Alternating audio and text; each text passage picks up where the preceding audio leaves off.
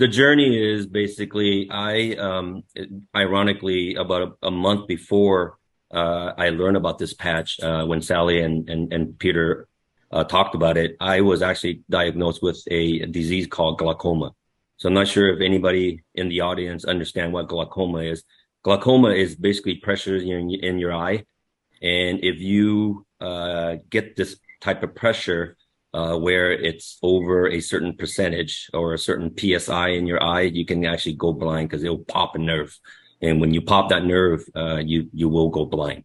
So I was just diagnosed with that. And at that moment in time when I was diagnosed, I was roughly about a 22 to a 23 PSI, which is not a normal human being. A normal, what we call these drops that looks kind of like a Visine, but only half of a bottle.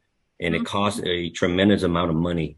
Each bottle is almost like $500 that you can drop in your eyes for literally maybe 30 days. And then you got to run out and you got to go and refill it. So Sally told me, babe, you need to patch yourself every single day and keep on using it. But it didn't really after about a year and a half to 2 years of using the patch. And all of a sudden I do see a drastic change where the drops was only giving me about an 18 to 19 pressure, where all of a sudden, actually, when it finally triggered, my body really finally triggered it. It was that very next moment where I went to my doctor, my specialist, and he says, okay, now this is weird.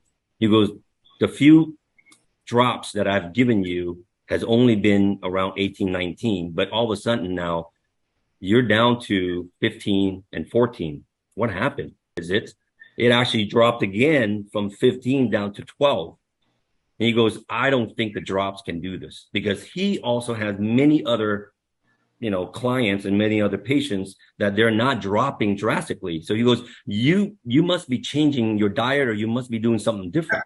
So only at that moment that it clicked. And then I'm like, oh, you know what?